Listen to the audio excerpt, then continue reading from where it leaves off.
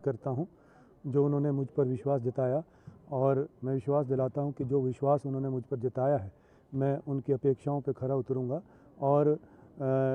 और अधिक जो 2022 का ये आगाज़ है और 2022 के लिए तैयारी आज से ही शुरू हो जाएगी और आने वाले समय में उनका विश्वास बरकरार रखने के लिए हर संभव प्रयास करूंगा। मुख्यमंत्री यहाँ पर घोषणा करके गए थे कि जो 2 तारीख से है जो भाजपा यहाँ पर दिवाली मनाएगी, क्या कहेंगे आप इस बारे में? अब वो अपने बयान को कैसे लेते हैं ये तो वही जाने, पर कांग्रेस जरूर दिवाली जो है आज, कांग्रेस की दिवाली जो आज से शुरू हो गई है। अवस्थी जी, जो जीत का है वो सबसे बड़ा कारण आप क्या मानते हैं? जीत का कारण जो है बहुत मुद्दे थे, महंगाई एक मुद्दा था, बेरोजगारी एक मुद्दा था, और सरकार इसलिए चुनी जाती कि सरकार जो है जनता की सुविधाओं के लिए प्रयासरत रहें, जनहित की योजनाओं को लागू करें, हर वर्ग का ध्यान रखें।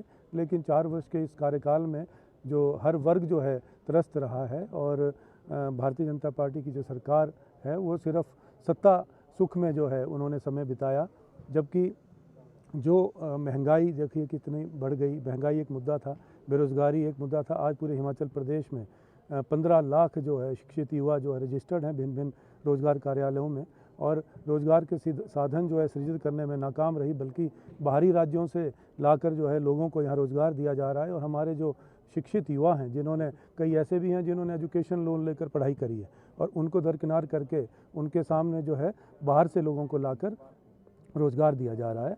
और इसके अलावा कर्मचारी वर्ग जो क्या है, देखिए अब आउटसोर्स के पे जो कर्मचारी रखे हैं, आउटसोर्स की कर्मचारियों के लिए बयान देना मुख्यमंत्री द्वारा कि उन्हें इनकी नीति नहीं बनेगी तो रेगुलर भी नहीं होंगे, ये भी एक मुद्दा था।